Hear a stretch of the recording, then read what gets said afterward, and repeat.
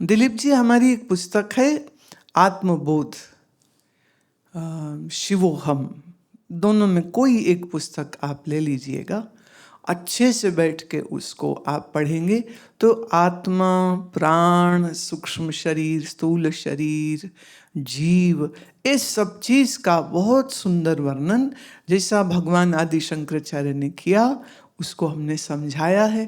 तो आप थोड़ा उसके ऊपर समय देंगे तो बहुत अच्छा हो जाएगा। हाँ, मनुष्य जन्म जो कर्म प्रधान हमें मिला है, अपने स्वधर्म करते हुए कर्म बंधन से मुक्त होने की विधि पर आपसे जो जागृति रोशनी मिलती रही है उसके लिए बहुत शुक्रिया।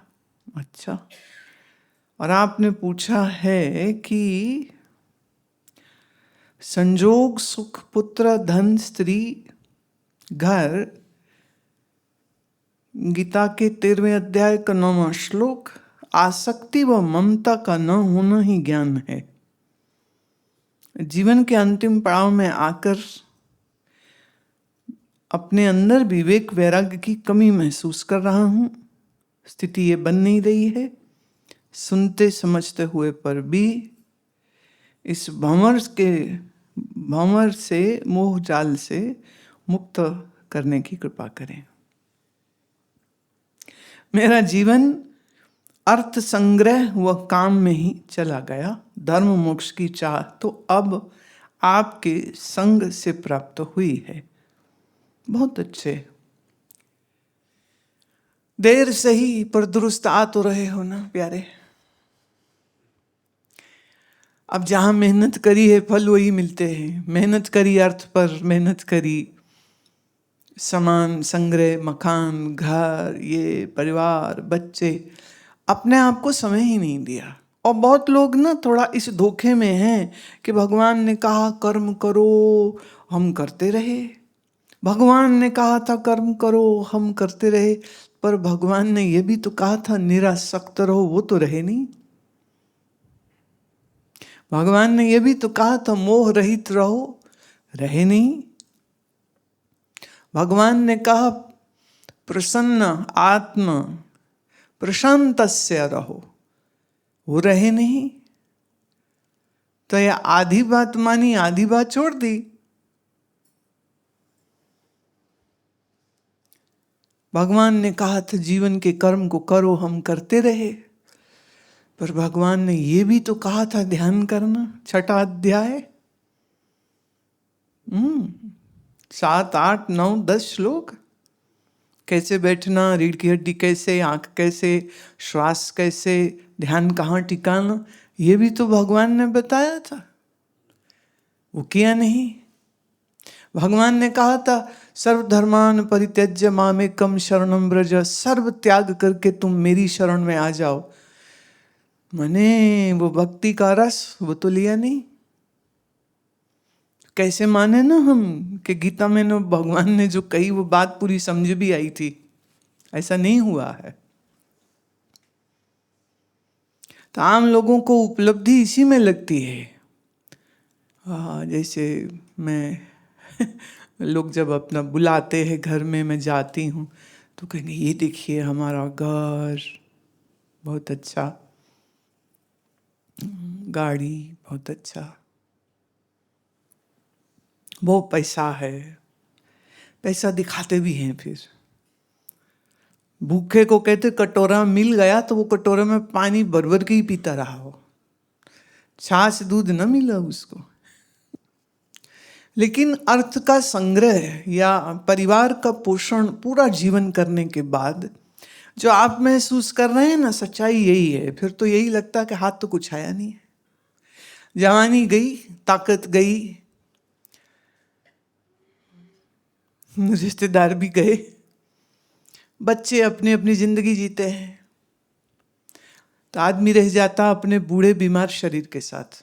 और फिर लगता अरे ये क्या हुआ, ये क्या हुआ। पर चक्कर ये है जब बच्चा है तब समझ नहीं, जब जवान है तब फुर्सत नहीं, फुर्सत नहीं। कभी हो लिया मंदिर, कभी 2 बार 5 बार राम राम कर लिया, नहीं तो कोई पंडित घर में बैठा लेते, पंडित जी तुम करो यज्ञ हमारे लिए, तुम करो अनुष्ठान हमारे लिए, हम पैसा कमाएंगे, तुम यज्ञ करो, तुम्हें दक्षिणा दे देंगे।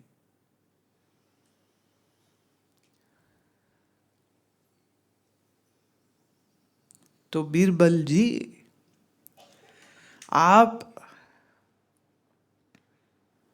अभी सीखो, विधि मैं बताती हूं। रीढ़ की हड्डी सीधी करके बैठो, आंख बंद करो, गहरा श्वास लो,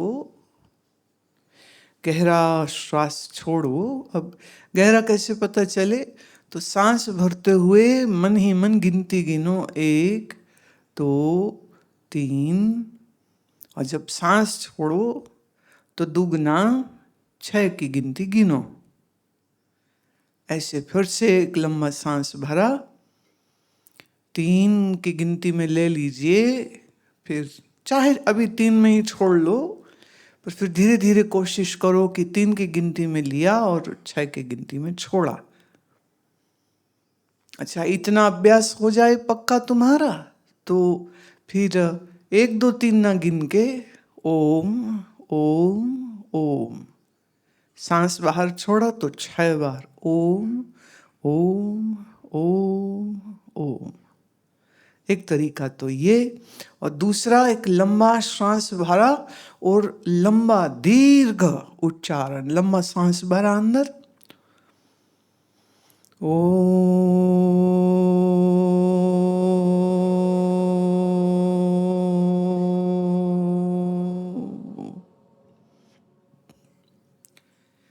जितनी आपकी लंबी ध्वनि आप करें तो उस ध्वनि पर ध्यान भी धरे, मैंने सुनना भी अपने ही कान से।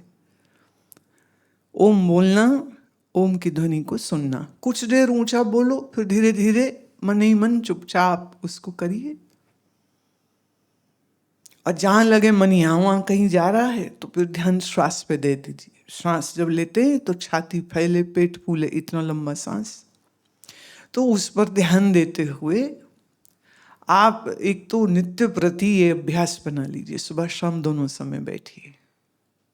और फिर कभी कभी ये भी कर सकते हैं कि अंगूठे से ये कान बंद किए और ये ऐसे अंगुलियां 2 आंख के ऊपर, पहली माथे पर, और लंबा सांस भरा और भंवरे की तरह गुंजन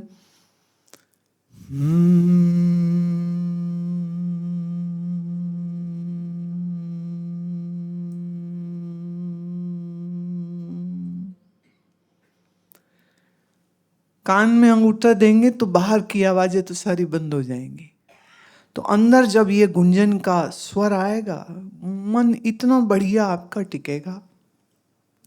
और जितना मन लगना शुरू हो जाएगा आपका, बाहर दुनिया, घर परिवार का मोह का समय कहाँ रह जाएगा। देखो, जिसे कल भी छोड़ना उसे आज भी छोड़ना। प्राण छूटा तो भी तो सब छूटेगा ना, तो जब छूटना ही है तो अपनी होश में छोड़ो। मन से, संकल्प से छोड़ दो। अपन 3 तरीके बताए आपको। एक, गिनती गिनते हुए गहरा श्वास लेना। दूसरे में ओम ओम ओम कहते हुए 3 बार लिया, 6 बार छोड़ा, ये। और तीसरा ये कि अंगूठा कान के अंदर देके ताकि बाहर की आवाज सुने नहीं, ये अंगुली यहाँ रखी और सांस गहरा भरा और भंवरे की जैसे गुंजन किया। ये तीनों में से आप नंबर 1 वाला शुरू कर लो, फिर धीरे धीरे 2 नंबर पे, फिर धीरे धीरे ये जो भंवरे वाली गुंजन है, गुंजन जिसको हम कहते ध्यान, ये तो शाम को भी करिए, रात सोने से पहले भी जरूर करिए, क्योंकि ये इतना मन को विश्राम देगी, इतना मन को शांत करेगी, बहुत इसमें अंतर्मुखी आपका मन हो जाएगा। बाकी हमारा भगवद गीता को मैंने समझाया है, वो अपने साथ ग्रंथ रखिए, 2 पन्ने 4 पन्ने बैठ करके अच्छे से पढ़िए। जो आपका कोई सत्संगी मित्र है, टाइम बांध लो कि चलो इकट्ठे बैठ के कर लेते हैं, थोड़ा सा इकट्ठे बैठ के कर लिया। कोई ना मिले साथी तो खुद ही कर लो। हाँ, ऐसे भी माँ के गर्भ में अकेले थे, चिता पे भी तो अकेले ही जाने, तो जिंदगी भी अकेले ही कर लो ना, क्या दिक्कत हो गई। तो साधना में समय देने का प्रयास आप करिए। तो गीता की जो बातें हैं ना, वो गहरी समझ तभी आएंगी, नहीं तो हम आंखों से शब्द तो पढ़ लेंगे, अंदर कुछ जाएगा ही नहीं। और अभी ये जो 3 तरीके मैंने आपको बताए, देखिए आपका जीवन कैसे पलटेगा इससे, पक्का। हमारे पास तो यही है, बाकी तो कुछ आवे ना हमको। जैसे जैसे ध्यान में बैठते हैं, ध्यान में तो बैठते हैं, लेकिन जैसे थोड़ी देर बैठे हाँ, तो ये दुनिया के विचार आ जाते हैं। इसीलिए ना सुनो, जो तरीका अभी बताया ना, ये तरीका करते रहोगे तो एक दिन ध्यान की अवस्था में पहुंचोगे। खाली आंख बंद करके बैठने का नाम ध्यान नहीं होता है, तो मन तो भागता रहेगा ना यहाँ वहां। इस विधि से बैठिए आप, फिर ध्यान घटित होगा। अभी ध्यान नहीं हुआ है।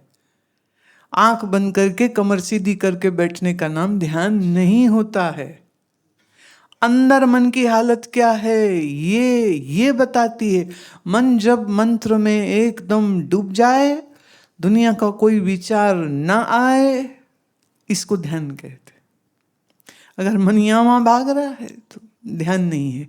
अभी हमें मन को अंतर्मुखी करने की आवश्यकता है, तो आप इसको करिए, निश्चित रूप से अच्छा उसका लाभ रहेगा। एक चीज और है जी, जैसे हम अपने आप को देखते हैं, हमारी विवेक शक्ति और ये मतलब संकल्प शक्ति जी, ये थोड़ी कमजोर है। वैराग शक्ति, 3 ये है। चक्कर ये है ना, वैराग्य बढ़ाने वाली कोई गोली मेरे पास है नहीं तो हम देखो, पेन है, कागज है, मैं इसी पे लिख देती वो गोली कि बाजार से ले लो, 2 गोली सुबह 2 गोली शाम। मैं लिख भी सकती हूँ वैराग्य बटी, जैसे वो आयुर्वेद में होता है ना, आरोग्य वटी, है ना, मैं लिख के दे दूं, पर ऐसी कोई गोली तो है ही नहीं बाजार में। बार बार सत्संग श्रवण करने से, संसार की असारता को देखने से, तब ही वैराग्य का जन्म मन में होता है। नहीं तो कई बार कथा कहने वाले भी मोह में पड़े हैं। वो कथा खत्म होती ना, तो व्यास मंच वाले पूछ रहे हैं कितने पैसे आए चढ़ावे में, आरती में कितने पैसे आए, यजमान जी से कितने पैसे मिले। तो अभी वो प्रवचन कर रहे थे, संसार असार है, त्याग दो, सब कुछ दान करो, दान करने से पुण्य होता है। एक ने पूछा, पंडित जी कहाँ दान करें? बोला हम, है ना। तो ऐसे बहुत सारे साधु भी हैं जो पूरी कथा इसी के ऊपर करते हैं कि दान करो दान करो, और लोग करते हैं कि करने से पुण्य होगा, लेकिन खुद वक्ता की धन की भूख गई नहीं। हाँ, तो बेचारी जनता की कहाँ से जाएगी। तो कबीर साहब ने फिर दोहा कहा, गुरु लोभी शिष्य लालची, दोनों खेले दांव। गुरु लोभी शिष्य लालची, दोनों खेले दांव। आगे पीछे खेवत ही, दोनों की डूबे नाव। गुरु जी को लोभ चेले के चढ़ावे का। चेले को ये लोभ होता है कि गुरु जी के यहाँ तो बड़े बड़े सेठ व्यापारी आते हैं, कुछ हमारा भी धंधा सेट हो जाएगा। हाँ, ये भी होता है। यहाँ भी कई बार लोग आ जाते हैं कि कुछ फायदा पैसे का हो जाए, और कई बार अपने लड़कों के लिए लड़की यहाँ ढूंढते हैं, कोई लड़की अपने लिए लड़का ढूंढती है, तो ये ठीक है, ये नहीं ठीक है, ये ठीक है, ये नहीं ठीक है, चुनते हैं। तो वो क्या हमसे आत्मज्ञान लेने आए या रिश्ता ढूंढने आए? हम ये नहीं कह रहे कि ब्याह ना करो, देखो हम ये बिल्कुल नहीं कह रहे, पर हम ये कह रहे हैं कि जब दुनिया का आकर्षण और मोह भरा पड़ा होगा, तो ये विवेक का सूर्य अंदर कैसे चमकेगा?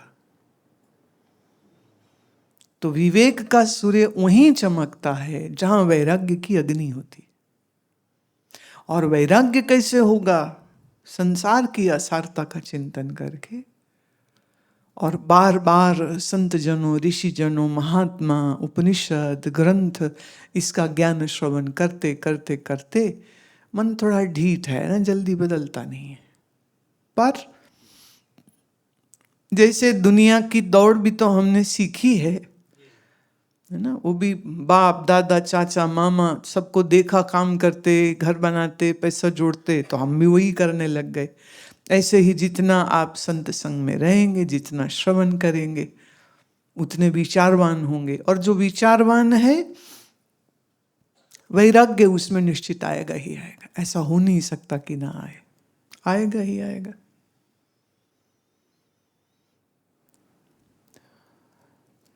इसलिए हार न मानिए कि विवेक नहीं जगा तो वैराग्य भी नहीं जगा तो जिंदगी ऐसे हो गई ना, ऐसे ना सोचिए। होने को ना ईश्वर कृपा से कई बार एक ही क्षण में ये काम हो जाता है। बत्ती है जल जाती है, मैंने ये देखा।